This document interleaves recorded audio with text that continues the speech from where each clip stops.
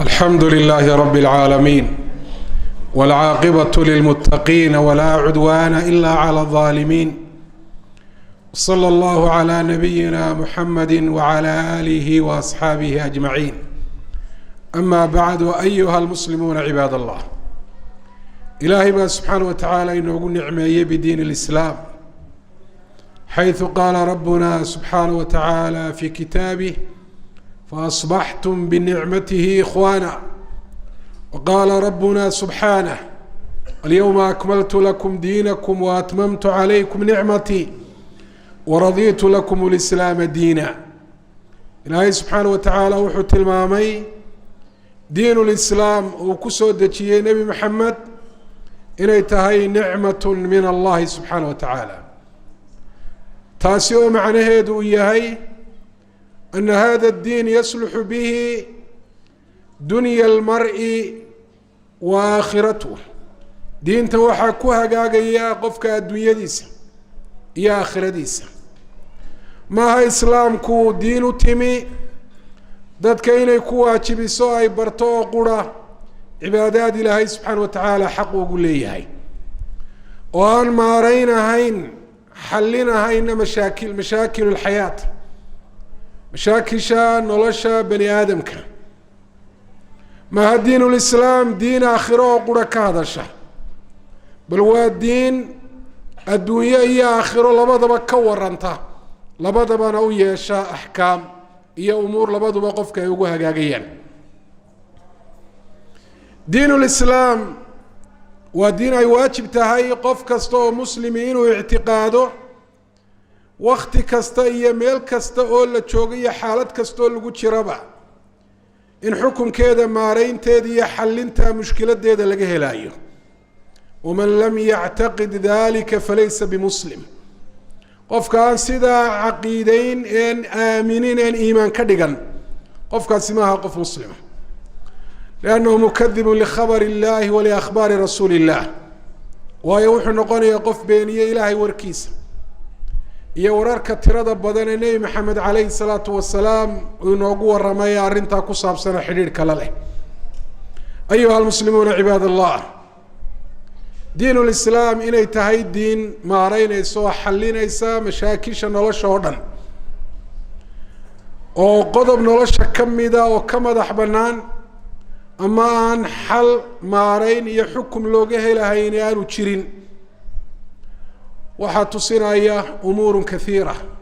arrimo fara badan, sharciya, taariikhiya, waaqiciya. arrimo shareecada dhexeeda ku xusan, kuwa raadraaca taariikhda laga helayo, iyo umuur waaqiciya oo dadku noloshooda dhexdeeda ay ka taaban karaan. arrimahaasi waxaa kow ka ah inay diintani tahay diin ilaahay subxaana wa tacaala ugu talagalay ilaa yowmi alqiyaama inay shaqayso, inta qiyaamaha laga gaadhayo, wakti kasta oo ka mid a. diin ilaahay subxaana wa tacaala uu soo dejiyey dadka oo dhan oo qolo gaara aan khusayn. diin ilaahay subxaana wa tacaala ugu talagalay meel kasta oo qofka bani aadamkaahi uu ku nool yahay inuu ku dhaqmo cibaado ahaan iyo shareec ahaan iyo axkaam ahaan intaba. ilaahay baa subxaana wa tacaala tilmaamay nebi maxamed inuu ahaa mid loo soo diray dadka oo dhan oo qolo gooni aan loo soo dirin.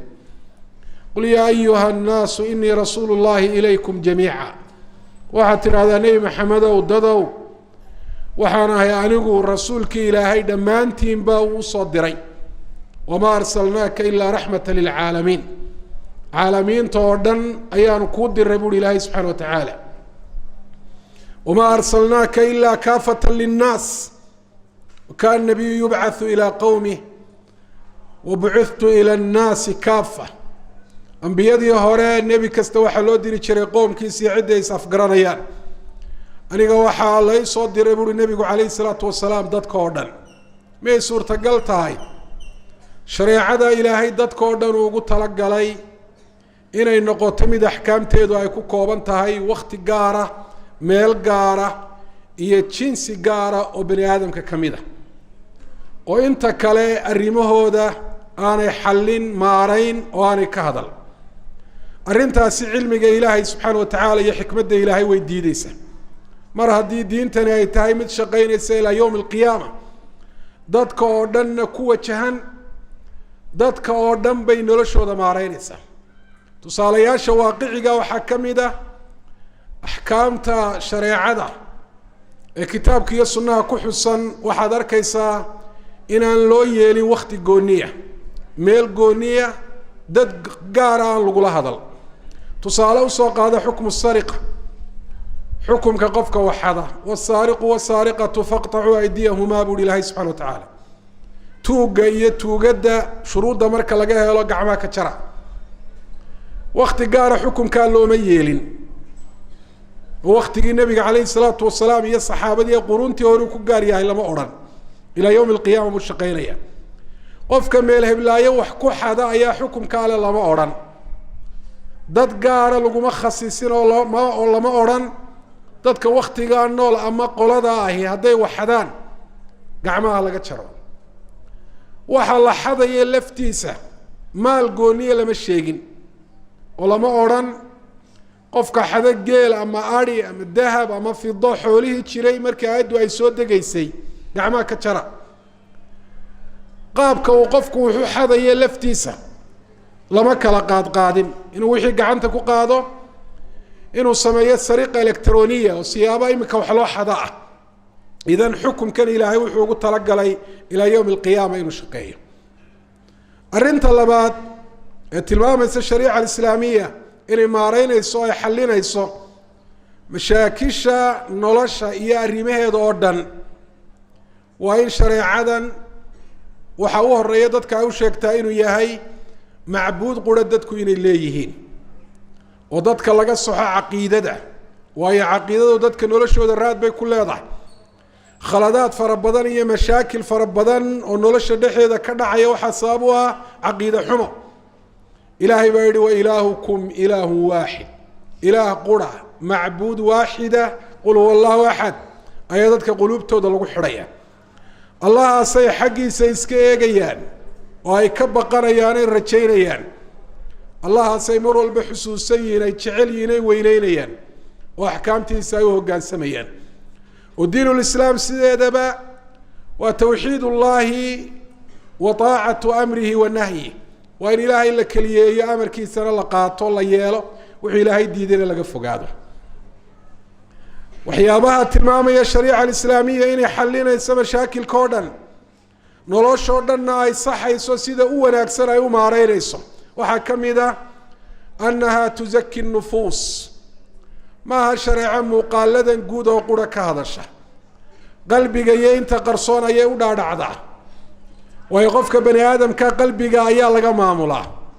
hadduu noqdo qalbigiisu mid wanaagsan oo saxsan oo meel wanaagsan u socda hadaf iyo hiigsi saxana leh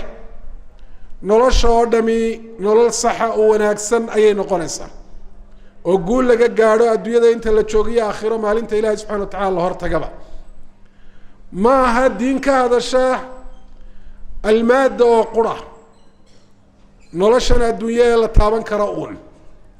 iyo raqabaat nnaas waxyaabaha dadku ay doonayaan in nafahooda ay jecel yihiin waa diin kobcinaysa oo korinaysa oo saxaysa oo hufaysa oo hagaajinaysa oo toosinaysa dadka ruuxdooda qad aflaxa man zakaaha waqad khaaba man dasaaha oo ku saxaysa oo ku toosinaysa aliimaan billah wa bilyowmi alaakhir walihaada u fiirso sida la ysugu xidho axkaamta nolosha bani aadamka la xidhiidha iyo iimaanka waa ka yihi nabigu calayhi الsalaatu wasalaam waa tusaale une laa yaxilu limra'ati tu'minu biاllahi walyowmi اlaakhir an tusaafira ilaa wamacaha duu maxramin minha xalaal uma aha gabadh ilaahay iyo aakhiro rumaysan inay safarto ay socdaasho iyadoo maxramkeedu aanu la socon cilaaqada iyo xidhiidhka adaga laga dhexaysiiyey rumaynta ilaahay rumaynta aakhiro iyo safarka gabadha bilaa maxramka ah u fiirso iimaanka ay rumaysan tahay ilaahay subxaana wa tacaala iyo yowm alaakhir raad buu nolosheeda kaga tegaya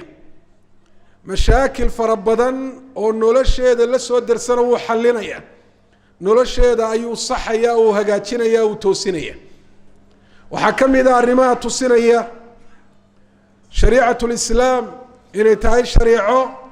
وقت والمال والعد والبا أرين كسته مشكلة كسته حلينا يسا ومارين يسا ونولشا مال كم إذا وهي ضيعدي تشيرين وحونا أكسنو داد كانوا شيقنا تشيرين وحونا داد كانوا ديدنا تشيرين وحكم إذا شريعة وحي ورشيك تيودم إنو يهي ورنا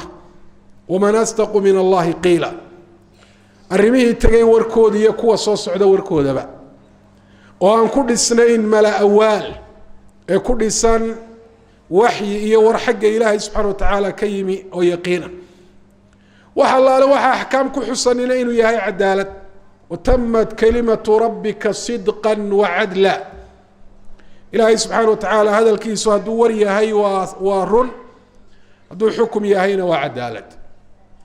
لكن وحا مهمة إلا فهمه عدالة واضح ضد بدن باوها عدالة إني تهي المساواة بين كل الأشياء والأشخاص الشيء دي أشخاص طوردن إلا السماء إني عدالة ساسي هاي تهي تاسنا وحا كذا الشيء مركا أركان وحيابو إسلام كوانو السمين إني إلهدين إسلام كعدالة دركو شغية إسلام كعدالة دركو ما جرتو marka la eego sida ilaahay inoogu waramay iyo waaqic xayaat marka la eego ee indha saxa iyo qalbi bad qaba lagu eego laakiin khaladku wuxuu ka yimi iyagaan fahamsanayn cadaaladu waxay xaqiiqatan tahay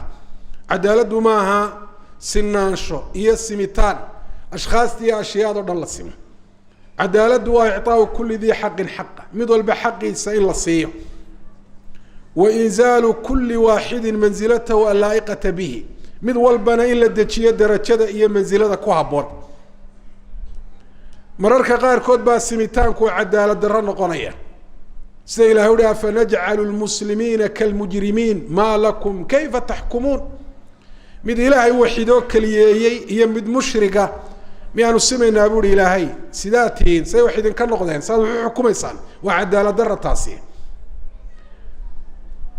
عدالة درادو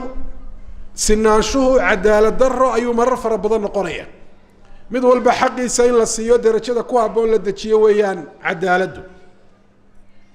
عيبا فربضان يفو الحموين باكسو بحي مركي عدالة دلغو فصيري المساواة مركي لغو فصيري الرنتاسي وحي وباهانتاهي وفيرسا شبضان داد فربضان جهلي كأي كجسوجيهين معناها عدالة هي حقيقة ديدا أي أوحوا صابي إن الدوران إن بدنا كم إذا أحكامت إلهي قدرجة إيه إن كم إذا أحكامت إلهي الشرعية أقول قولي هذا وأستغفر الله لي ولكم الحمد لله رب العالمين والعاقبة للمتقين ولا عدوان إلا على الظالمين صلى الله على نبينا محمد وعلى آله وأصحابه أجمعين أما بعد أيها المسلمون عباد الله دين الإسلام إنه تهي دين نلش أردن ما رينيس مشاكل كيدا نحلينيس وحيابها على مدى الدليل كوا وحكم ده إنه تهي دين الإسلام ربانية المصدر إن أنا هين أفكار لأروريي يا أركتي اللي سجي تهاي ميت كسوف الشيء الله سبحانه وتعالى ربي جاي كون كان أبوري يسقوا له ماموله وعيد كتقانا خلقي جيس يوحي كوها جاجي أنا آني تشرين سيلهاي سبحانه وتعالى ويريه ألا له الخلق والأمر ألا يعلم من خلق وهو اللطيف الخبير إلهي بأمرك يا أبور كباله كي مخلوقات كان أبوري وحي كوها جاجيان ميانو أوجين السجوا ميد حجوجاله وارمها كودا مقضية كودا قرصون بأوج وحي السجا بيراتي كقرصوني آنو تشرين شريعتني الله سبحانه وتعالى خلق كان أبوري يعدو كحجوجال سرياني تشرين حق سايي كتمي نبي محمد عليه الصلاة والسلام أصلح الله به العباد والبلاد إلى وحكوها قاتشيي دولك يددك انتبه وغير الله به أحوالهم axwaashoodina ilaahay waa ku bedelay oo siday ahayd si ka wanaagsan buu ilaahay subxaana watacaala kaga dhigay sababtuna waxay tahay nebi maxamed calayhi salaatu wasalaam muu ahayn muslix islaaxiisa iyo hagaajintiisu ay kasoo maaxayso afkaartiisa iyo aragtiyihiisa gaarka ah bal wuxuu raacayay nebi maxamed calayhi salaatu wasalaam waxyiga xagga ilaahay uga yimi ittabic maa uxiya ilayka min rabbik raac waxa lagu waxyooday xagga rabbigaa lagaaga waxyooday wuxuu dadka arrimahooda ku hogaaminaya uu ku xukumayo ku maamulayo ku maareynayay mashaakilkoodana uu ku xalinayay waxyiga xagga ilaahay uga yimi wa an ixkum baynahum bima anzala allah walaa tattabic ahwaa'ahum dadka ku kala saar oo ku xukun waxa ilaahay subxaana watacaala uu soo dejiyey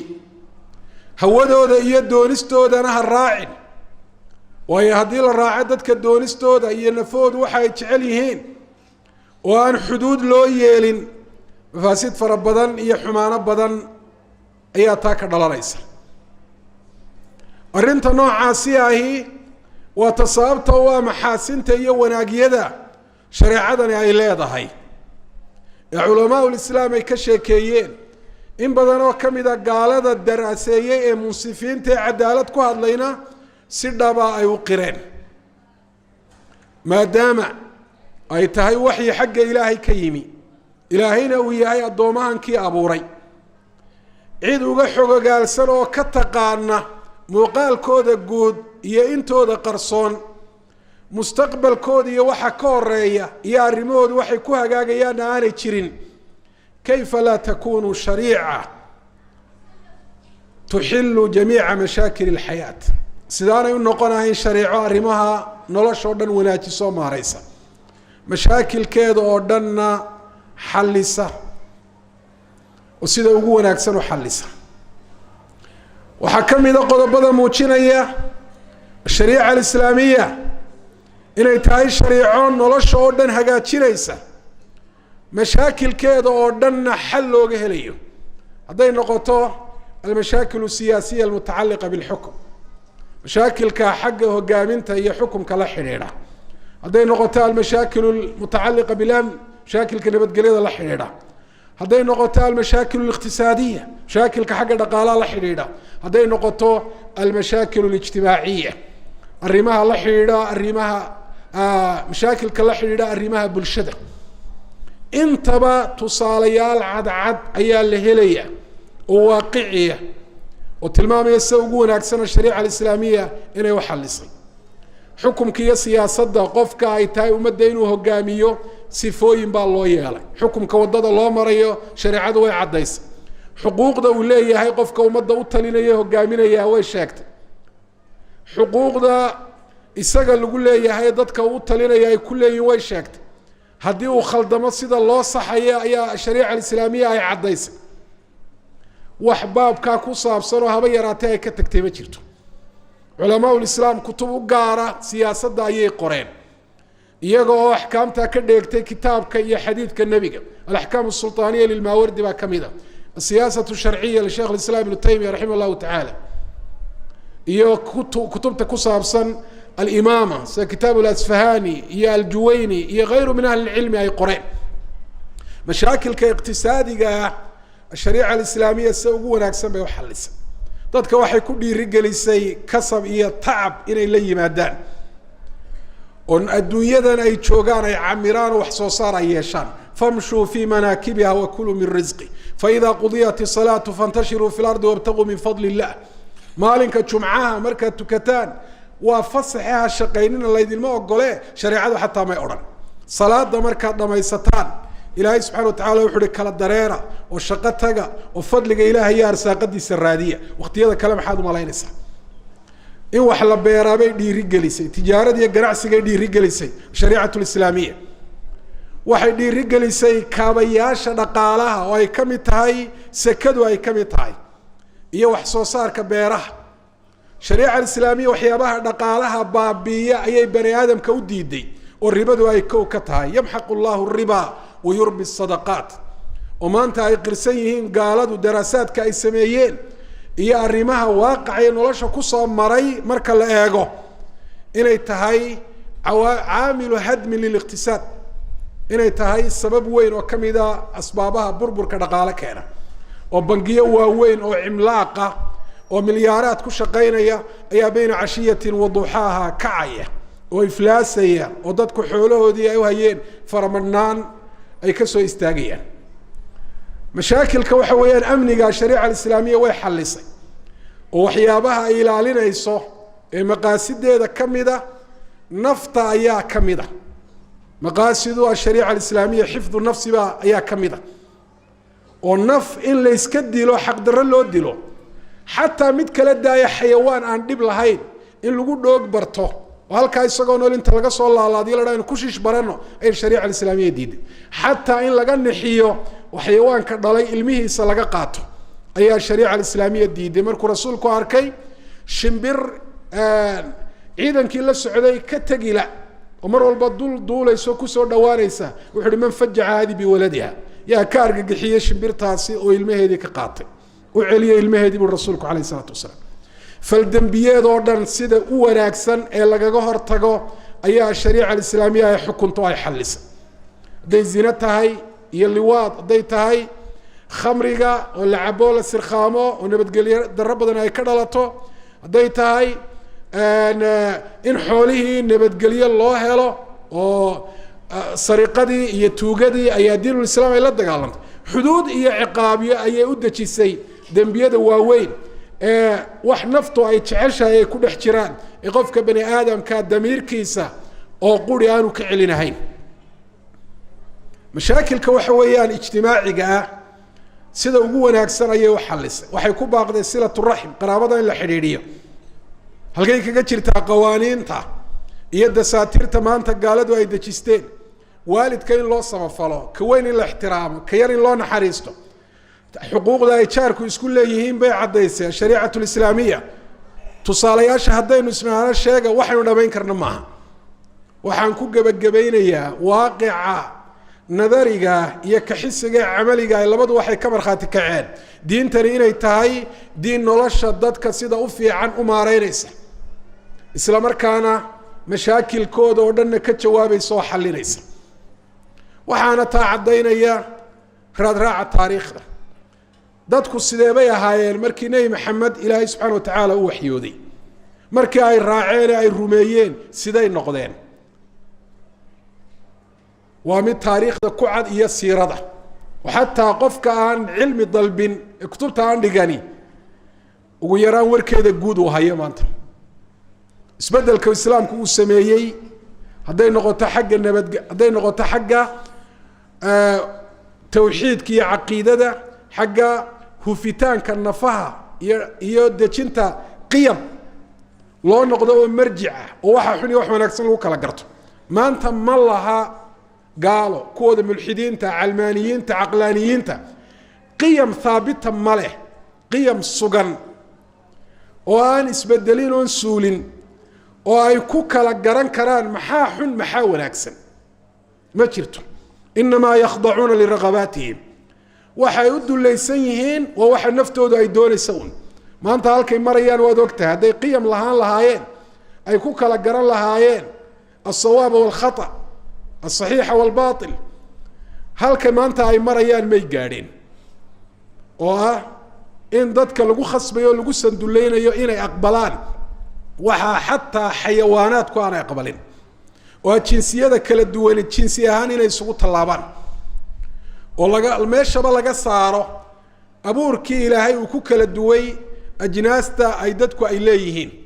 laakiin qiyam baanay lahayn islaamku wuxuu dejiyey waxay ka mid tahay waxyaabaha tusinaya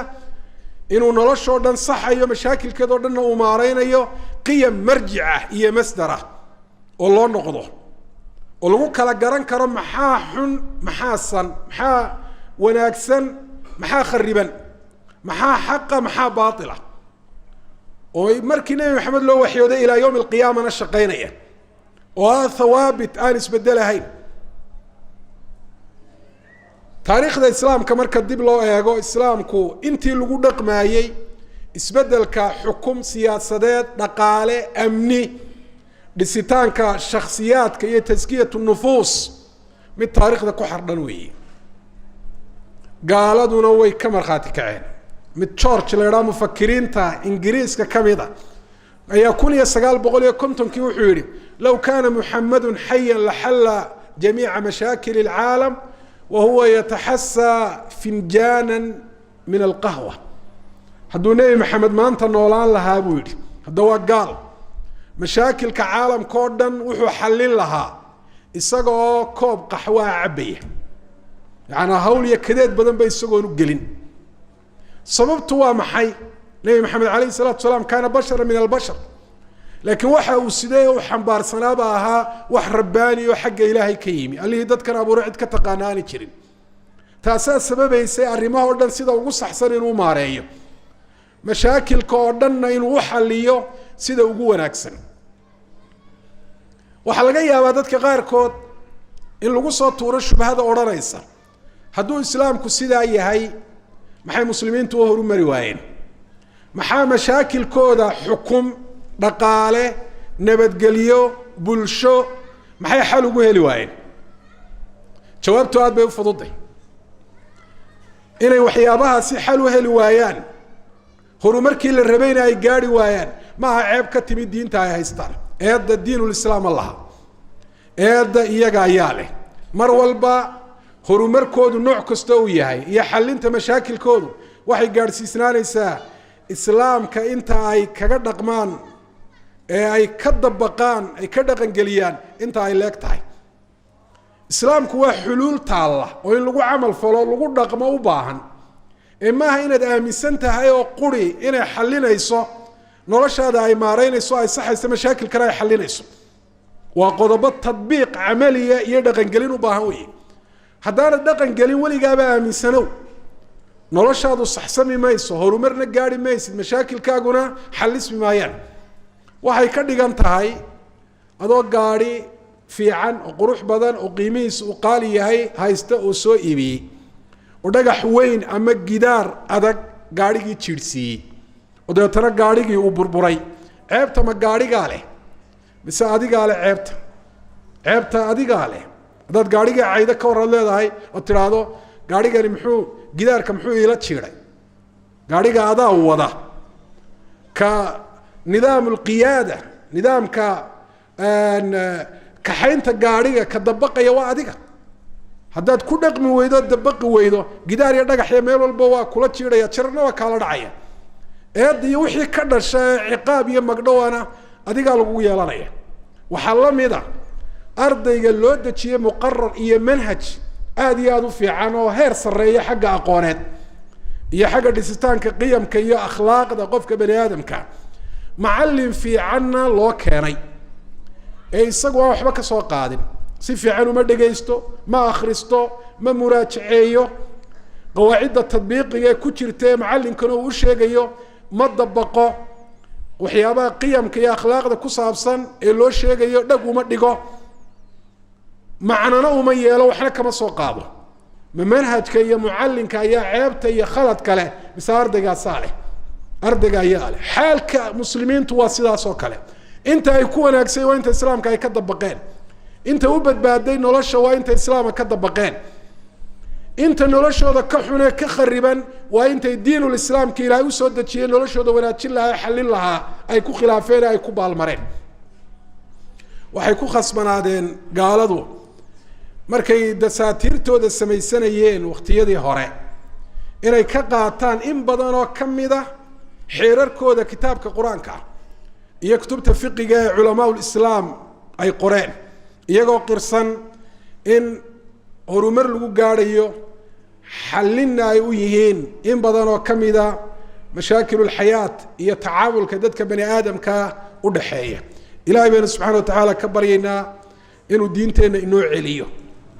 اعتقادkeeda iyo barashadeeda iyo ku camalfalkeeda iyo dabiqitaankeeda rucaatan waraciya madax iyo dadweynaba اللهم ربنا آتنا في الدنيا حسنة وفي الآخرة حسنة وقنا عذاب النار اللهم اغفر لنا ولآبائنا وأمهاتنا والمسلمين والمسلمات اللهم أصلحنا وأصلح أولادنا وأصلح أمتنا وأصلح أئمتنا وولاة أمرنا يا رب العالمين اللهم إنا نسألك الجنة ونعوذ بك من النار اللهم إنا نسألك الجنة ونعوذ بك من النار. اللهم إنا نسألك الجنة ونعوذ بك من النار. اللهم صل وسلم على عبدك ورسولك محمد.